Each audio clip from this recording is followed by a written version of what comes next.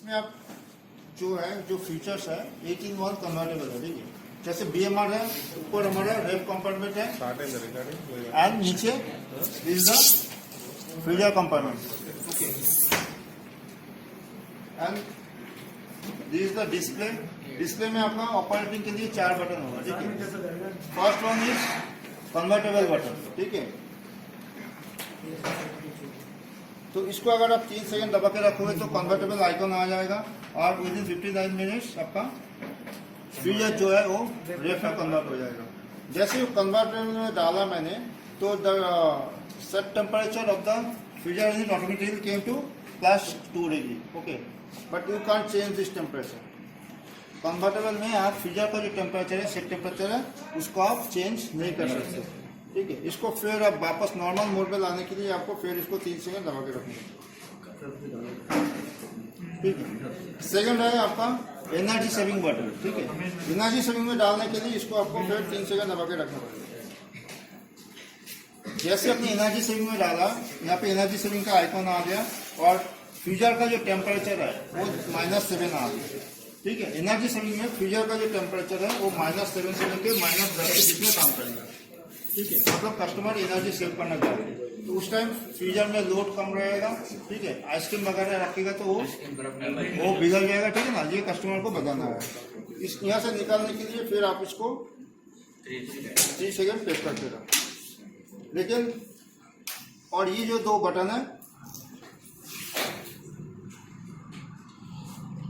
ठीक है, निकालिए। आप कन्वर्टेबल मोड हो या एनर्जी सेविंग मोड हो, उसमें आपका ओनली फ्रीजर का जो टेम्परेचर है वो आप चेंज नहीं कर सकते, लेकिन रेफ्रिजरेटर जो है उसका आप एज यूजुअल आप चेंज कर सकते हो। जैसे मान लो आपने कन्वर्टेबल में डाल दिए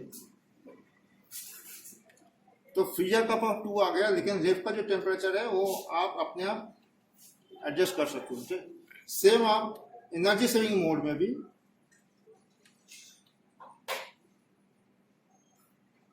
आपका फ्रीजर का टेम्परेचर चेंज नहीं होगा, लेकिन रेफ का जो टेम्परेचर है वो सेटिंग्स आप चेंज कर सकते हो, ठीक है। बाकी ये 2 है आपका रेफ और फ्रीजर का सेटिंग्स के लिए।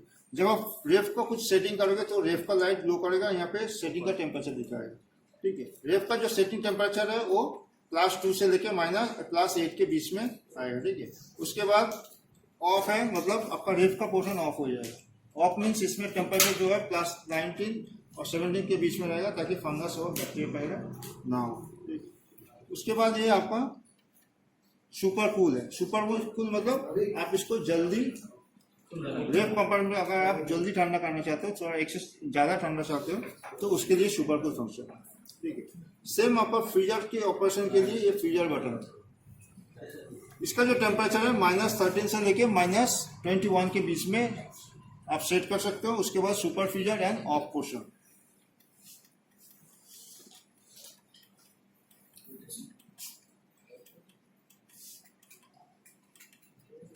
ठीक है। तो इस हिसाब से आप एडजस्ट कर सकते हैं। जैसे यहाँ पे 18-1 दिखा है ना, फर्स्ट अपने क्या दिखा है यहाँ पे, this is the normal condition, मतलब मेरा अभी ऊपर रेफ चल रहा है, नीचे फ्रीजर चल रहा है। सेकंड इसमें क्या है कि आपका कन्वर्टेबल। तो कन्वर्टेबल के लिए आप जैसे इसको 3 सेकंड दबा के रखोगे तो कन्वर्टेबल ऑप्शन आ गया, ठीक है। ऑफ करने के लिए फिर इसको, मतलब ये आपका टोटल 100% ये फेज बन गया।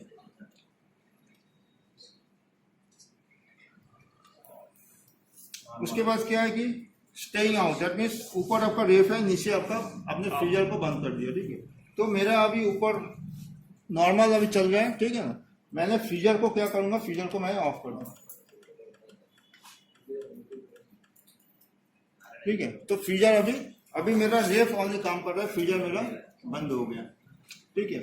उसके बाद पार्टी बूस्टर, दैट मीन्स यहाँ पे आप फ्रीजर में, आपको घर में कुछ पार्टी है, आप फ्रीजर में कुछ खाना वगैरह रखें जिसको आप जल्दी ठंडा करना चाहिए, ठीक है। तो यहाँ ऑफ से आप इसको फिर सुपर फ्रीज में डाल दीजिए,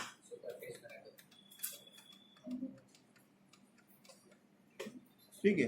तो अभी मेरा ऊपर का जो रेफ पोर्शन है वो नॉर्मल चल रहा है, नॉर्मल वर्क कर रहा है, और नीचे इसमें सुपर फ्रीजर चल रहा है, ठीक है। सुपर फ्रीजर जो फंक्शन है वो मैक्सिमम 50 आवर्स तक काम करते हैं, ठीक है, 50 आवर्स, और उसका टेम्परेचर -18 से ऊपर चला जाएगा सुपर फ्रीजर।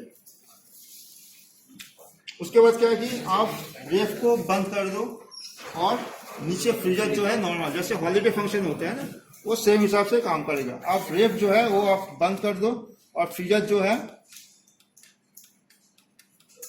उसको आप नॉर्मली वर्क करने दो, ठीक है।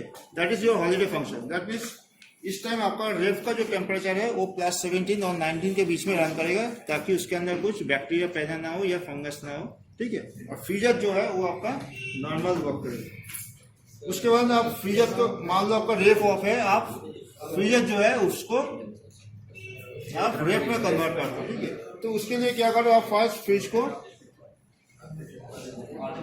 कन्वर्टेबल मोड पे डाल दो। उसके बाद आप क्या करो, रेफ जो है उसको ऑफ कर दो, ठीक है। तो अभी क्या होगा, आपका रेफ जो है वो बंद है, आपका फ्रीजर जो है वो रेफ बन गया। मतलब आपका रिक्वायरमेंट के हिसाब से आपका घर में वो छोटा फ्रिज हो गया, मतलब आपका एनर्जी भी सेव हो गया। और this super cool and super fridge, मतलब आपका घर में कुछ पार्टी है जिसमें आपको फ्रीजर एंड रेफ्रिजरेटर दोनों में आपको जल्दी ठंडा चाहिए, ज्यादा ठंडा चाहिए, ठीक है। तो उसके लिए आप कन्वर्टेबल से फिर उसको बाहर निकालिए और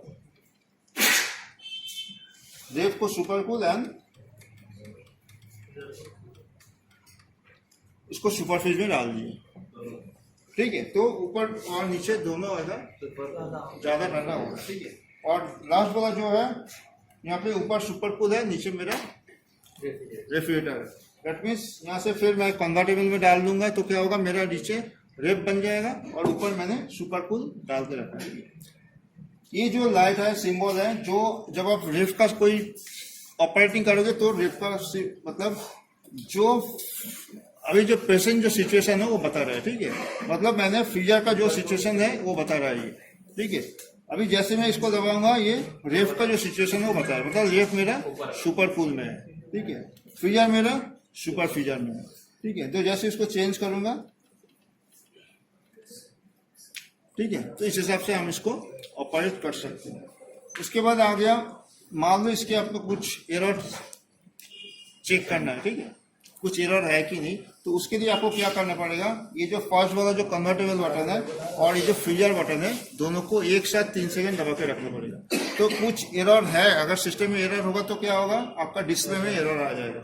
अगर कोई एरर नहीं है तो वहां पे 0 आ जाएगा, ठीक है।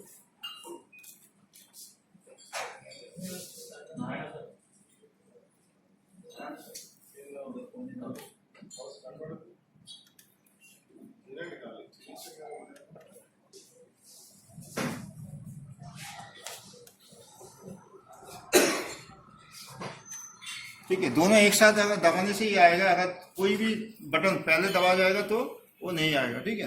उसका कोई एरर नहीं है, इसलिए यहाँ पे 0 आ गया। उसके बाद ये ऑटोमेटिक नॉर्मल मोड में आ जाएगा। अगर कुछ सिस्टम में कुछ एरर है तो वो एरर यहाँ पे आ जाएगा, ठीक है।